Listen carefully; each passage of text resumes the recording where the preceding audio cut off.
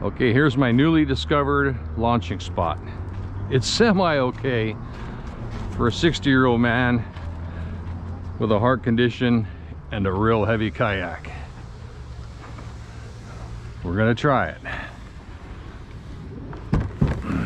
They say we're not allowed to put our trailer in our launching ramp, our vehicle, all the way down to the water, which is too bad. That's what I thought I was going to be able to do when I got here, but I'm told that I'm hearing conflicting information, but I'm just going to err on the side of not breaking the law.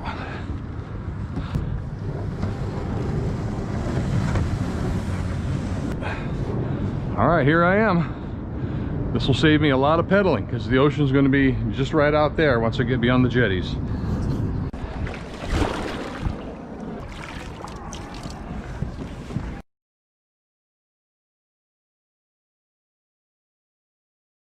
Right now I'm floating. The sea level is, the depth is 620 feet. And as you can see, I'm dropping my line. I'm dropping a large plastic glow-in-the-dark squig jig, and as soon as it stops, that means it's 620 feet on the ocean floor.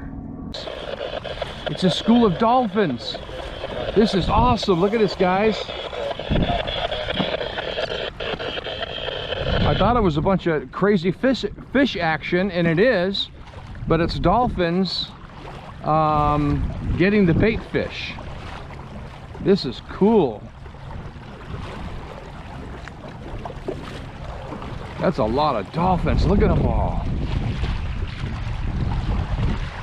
This is awesome.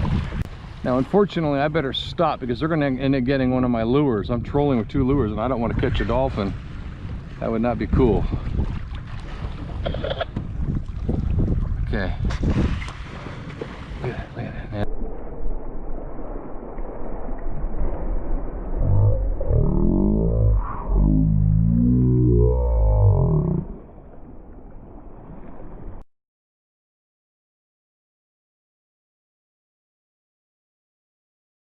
Hey, there's a sailboat, and they're probably looking at me like, what's this idiot doing out here?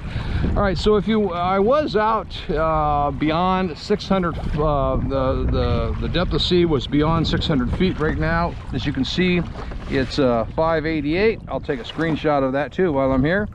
There you go. I've been fishing mainly for quality rather than quantity. In other words, I'm fishing for larger fish on the bottom at 500 foot, 600 feet. I'm doing a little bit of playing around with a small jig and a small lure on the top. That big school of dolphin that I came across, man, they were all over. They were a large dolphin too. I immediately dropped my heavy pole down because I had a 15-ounce weight on that huge rig on the bottom, and it was already about 300 feet down. And I was afraid if I reeled it in, they would have saw it and caught on it because it was an attractive looking fish lure. I mean, it was beautiful. I think the dolphins would have gone for that. So I dropped it down, boom, because I knew it would go down quicker than I can reel it up. So I dropped that lure down immediately, all the way down to the bottom, and that way the dolphins wouldn't get hooked up on that one line. I wouldn't want to do that. That would be uncool. If you can avoid hooking up to a dolphin, avoid it by all means.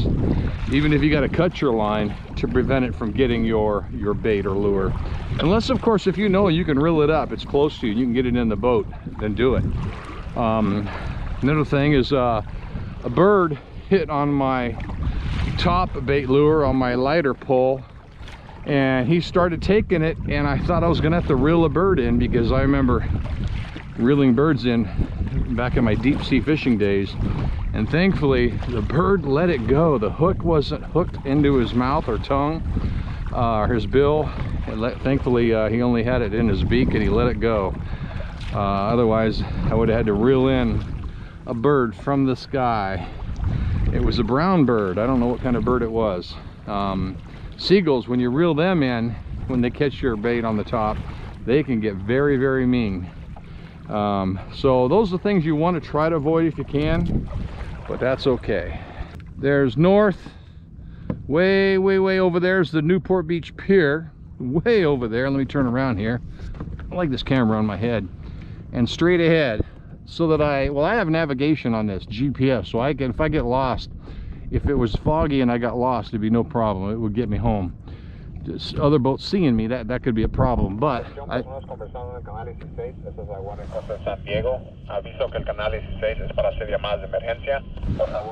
use those 5 skyscrapers over there as my landmark. It's the only 5 skyscrapers in the area, so as long as I know that they're there, then the jetties are going to be south to the right of them, and then that's the jetties way over there, or the inlet back into the launching ramp area where I'm at. Anyways, I'm minimizing rather than have my big tackle box back here. I had to be a minimalist in this little thing, but I quit carrying my big tackle box because it's real hard for a 6'2", 250-pound guy to be turning around in a kayak, being concerned about falling into the ocean. I saw somebody, I forget what YouTube channel, but he basically puts all of his gear in a smaller tackle box, but a little bit wider than those other ones, a little thicker. And this is all I need for today. This is all I need for today. I don't need to bring my whole box. I got a lot of live bait heads. I've got hooks. I've got squid jigs. I've got halibut rigs, plastic lures, metal lures, spinners. I've got some big metal. What is this one? This is the Kicker 25. The one that I have on there is huge. It takes the whole side here. It's massive. It's got a heavy head on that, so it looks like a gigantic mackerel. That's the one I was worried about the Dolphins getting, so I dropped it all the way down to the bottom of the sea.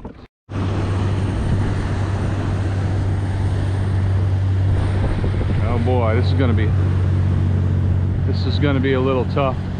Well, maybe not. Uh-oh, here it goes. We're gonna get real wet, darn it. Oh, that was good. Maybe this one's not. Woo-hoo-hoo-hoo-hoo, yeah. Oh, ride 'em, cowboy. We are halfway in. Trolling on the way back to the jetties. Vessel saying emergency. This is Coast Guard Sector Los Angeles on channel 16. What is your position? Nature of distress. Over. Somebody's calling out an emergency, a distress call to the Coast Guard, but on simplex their propagation is not reaching the receiver of Coast Guard, and I'm going to relay in case I'm closer to the distress call. Time to land. Driving.